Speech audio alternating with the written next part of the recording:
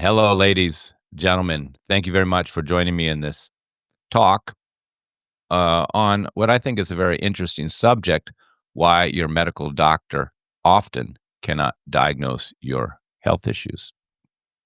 So, of course, we all can respect the medical doctors. This is nothing against medical doctors or the profession of medical care.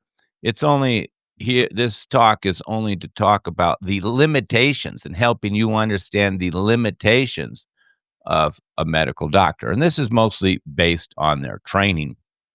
Of course, conventional medicine relies almost entirely on lab work and imaging these days. And partially this is due for legal reasons. They cannot deviate. They need to see certain numbers on your lab results before they're able to prescribe a medication. However, there are a lot of other forms of diagnosis, which of course take much longer to learn than just looking at numbers. And Chinese practitioners, Ayurvedic doctors, all use other very effective forms of diagnosis, including observing the skin, the eyes, the tongue, feeling the pulse, and of course, questioning skills in Ayurveda is considered uh, uh, one third of the skill of diagnosing. Observing, which is very important. We talk about wrinkles, tongue, eyes, and then touching, where you feel the pulse. Maybe you feel different organs, and then third is questioning. And to come to a conclusion, usually two or three, or preferably all three of these methods should concur. So maybe you observe something on the tongue about, say, the liver, and then you press or palate the liver, and you feel the client responds with tenderness, or you feel swelling. So that's your second confirmation. And then you could ask them questions about their digestion of fat, or sensations of nausea when they have fried food. And when if they said yes, then you've used three forms of diagnosis: observing, touching, and questioning to confirm. So it's not good even for somebody who's trained to rely only on one of these types. That's why we want to verify our conclusions. Only questioning is often insufficient because you're reliant on the client, and observing is very, very effective, and usually the first form. And then the second is touching, which includes in Ayurveda feeling the pulse. And of course, in Ayurvedic and Chinese medicine, feeling the pulse doesn't mean just feeling the pulse rate, but it's feeling, the organs in the system, in the body, through the pulse, the different conditions of the different organs. It just takes years to learn, but it's really quite amazing once you learn it, how much information can be gathered from the pulse. And myself, when I traveled extensively, particularly I was in like Morocco or France, where I would be presented with patients who didn't speak English, mostly French, but sometimes there were people who only spoke their indigenous language. And either I didn't have a translator for some reason, or my translator didn't even speak the language. And then some of these people never completed any paperwork, nothing. And then the translator wasn't able to translate or didn't show up. And I was forced with relying almost completely on observation and touch and pulse. So, in those type of situations, it really does strengthen your skill level for diagnostics when when you can't communicate with the person and they didn't provide any paperwork in advance. So let's say limited communication. But it can be very accurate. And in fact, most Ayurvedic doctors don't require you to fill out any paperwork at all. They just observe you as you're coming in the door.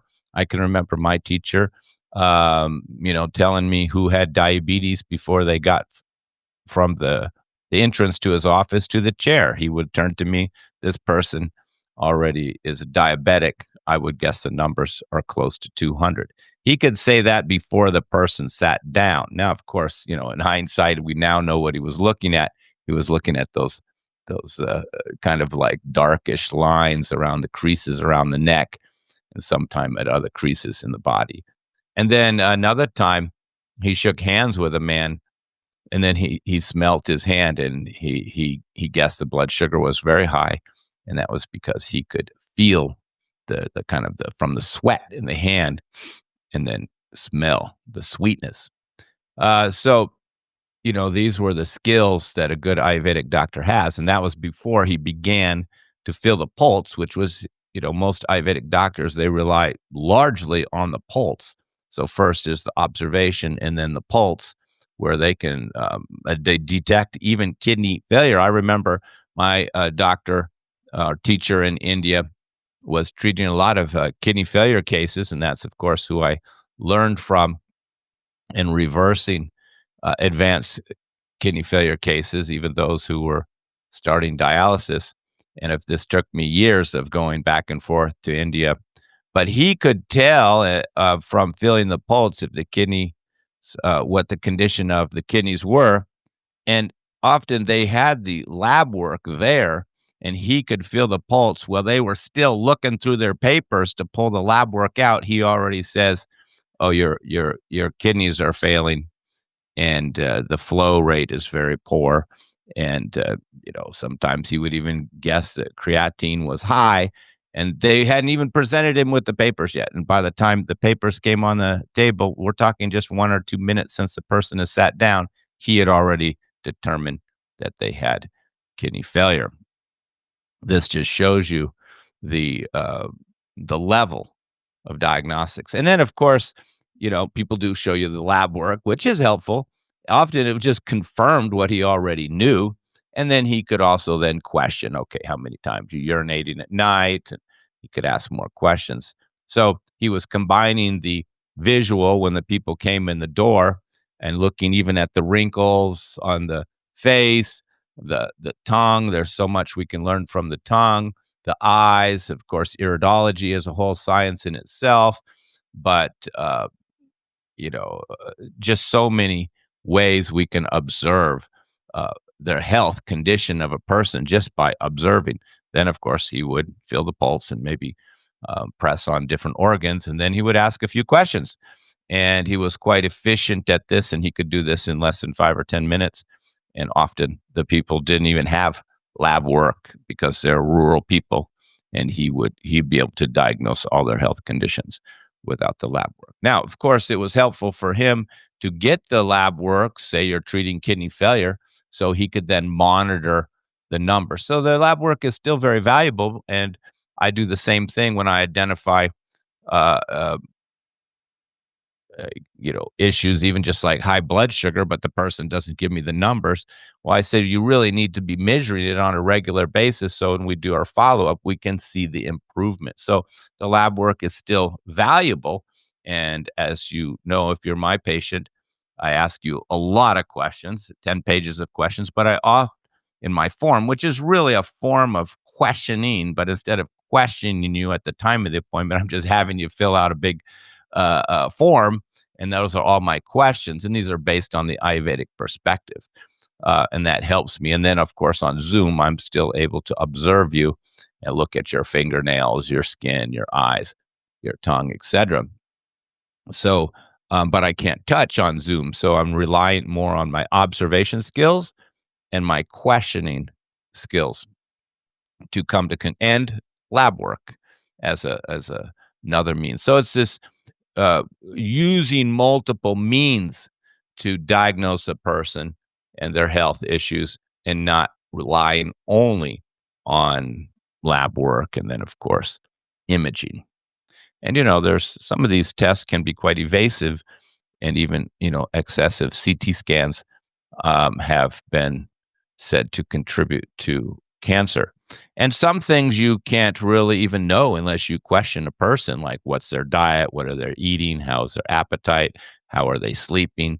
So, unfortunately, many medical doctors are very limited by the system that they're in. I think medical doctors in general have good intentions, but they're in a system in the United States, at least, that limits them and of what they can say, what they can't say, and even how much time they have. So I spend a good most of my time in a new patient is spent diagnosing. If I do an hour and a half appointment, uh, 45 minutes, sometimes even a whole hour is spent just doing the diagnosing. Because once the diagnosing is accurate, then the treatment is easy.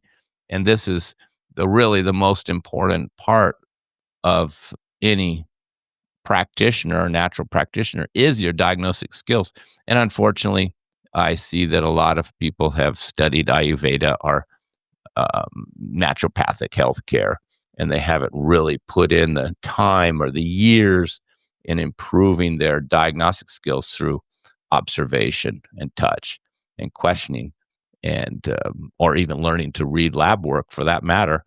And they jump too quickly. Oh, take this for your blood pressure. Take this for your digestion. But they haven't done a complete diagnosis, and this will always lead to uh, misdiagnosis and poor outcomes. And we see this a lot with untrained practitioners in the United States, where they don't have the diagnostic skills and they jump to conclusions that they've just maybe learned online. Like if you go online and say, what do I take for my blood pressure? What do I take for my blood sugar? That's very, for lack of a better word, dangerous, or because there's no diagnosis. And unfortunately, this is the way that a lot of um, healthcare practitioners function, is there's no diagnosis at all. They just think, okay, you got high blood pressure, take hibiscus tea and hawthorn berry. They'd give everybody the same thing, but you're not really getting to the root causes. And of course, the first line of treatment is always remove the cause. So cause has to be diagnosed. No matter what condition a person has, whether it's, they could have high blood sugar, high blood pressure, and cancer and kidney failure. I have to know the cause of everything.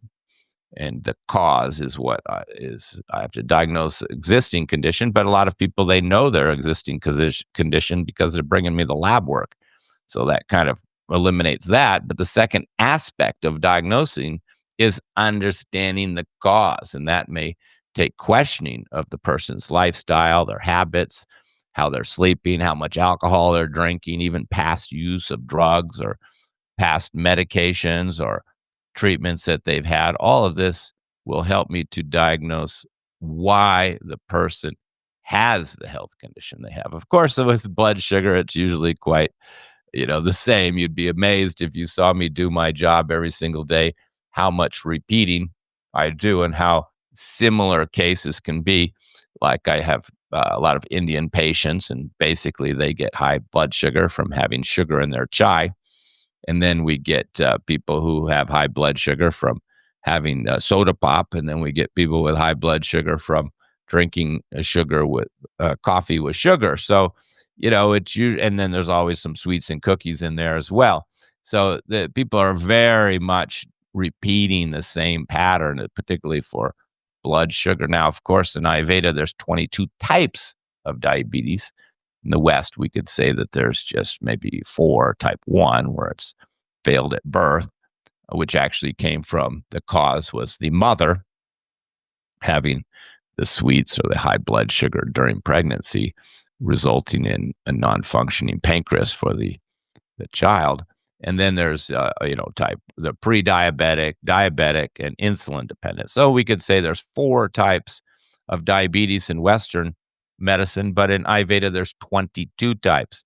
So we have to know which of those 22 types, and that takes a diagnosis, which most people don't really even understand is taking place when I'm asking them so many questions, because in their mind, they just think, hey, I have high blood sugar. You treated my uncle. Just give me the same thing. But that's not how it works in Ayurveda. It's much more sophisticated. In fact, I've had couples, many times I have couples where, they both have high blood pressure, but the cause is completely different. The husband could have blockage in his arteries from having too much fried food, hamburgers, and the wife could have high blood pressure from her anxiety and nervousness, for example. So the herbs are completely different, but it's only through proper diagnosis of the cause of the condition can I treat it. So there's really nothing more important than diagnosis. Once the diagnosis is accurate, then the treatment, I could use Western herbs, I could use Indian herbs, I could use home remedies, I can change the diet.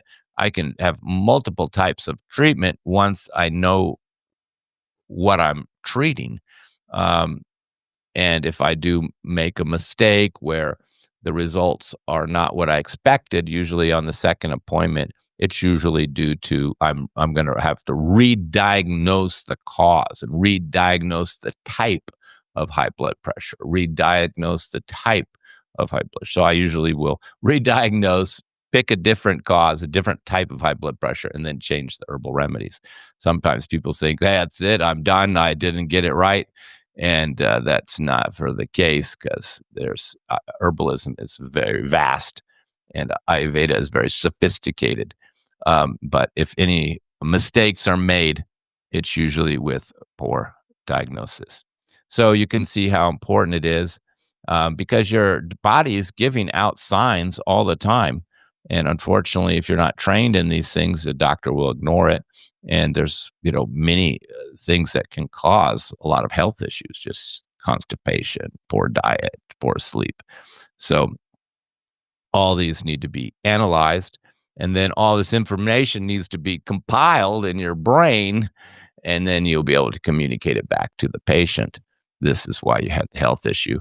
And then you're able to classify this health issue based on the type or cause.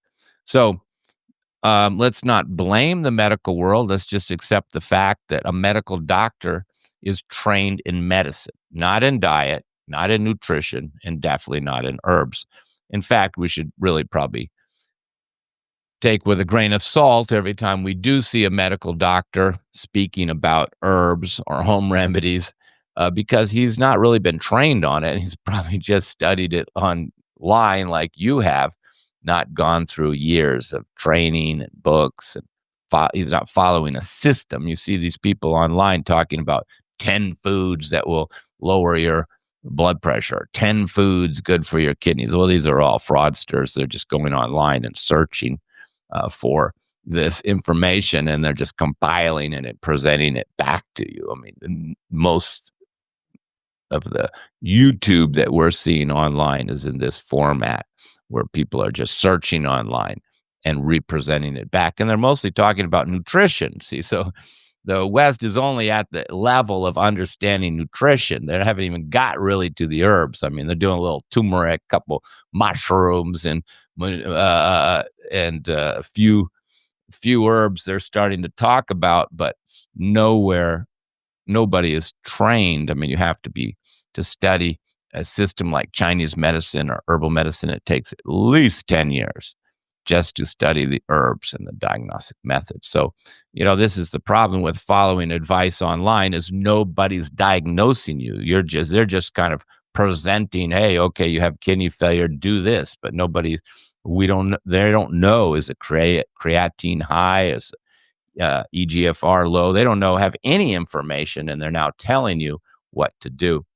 And one other point here is that, if we do look at the lab work, we can see that, or we must understand that the medical doctor is only going to talk about a condition when it's very much out of range, except for, of course, cholesterol. You could just be a little high and you're on the statin. So there's a few exceptions. But if we talk about kidney failure, for example, EGFR, the flow rate through your kidneys, you could be at 61. It's kind of not quite a percentage, but you could almost think of it as a percentage because you really should have numbers in the 90s or 100. So if you're down to 61, you could say there's 30% of your kidney function is gone. But they're not going to say anything because you're still within range. Anything over 60, in most cases, they consider fine.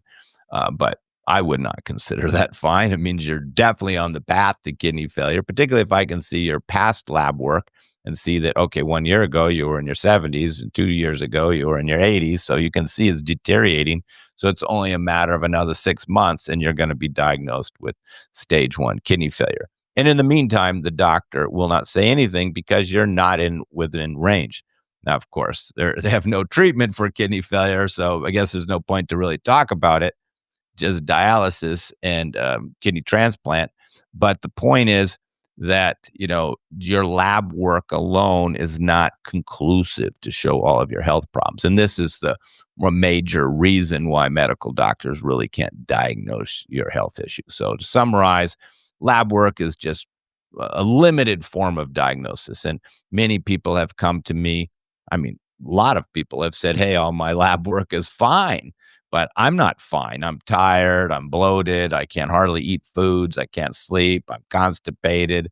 I have anxiety. But if you look at the lab work, everything is within range. So we know it's not accurate or incomplete. I mean, there's some information in there, but this is not complete. And then the second is the medical doctors who don't have time to ask about your lifestyle and your diet. And three, they're not trained in observing or touching. They're just trained in doing more, lab tests and more imaging and more kind of what I would call evasive tests like colonoscopy. And so a lot of times I'll have patients with, say, ulcerative colitis or even just irritable bowel. And to me, it's very obvious you have irritable bowel. I mean, every time you eat food, you're getting diarrhea and you have pain in the descending colon. And they go, well, the doctor wants me to do a colonoscopy. Well, that's only because he doesn't have enough common sense to diagnose you have irritable bowel, or he wants just a photo of your inflamed colon. But there's really no point to do a colonoscopy when it's obvious that you have an inflamed colon. It's undisputable.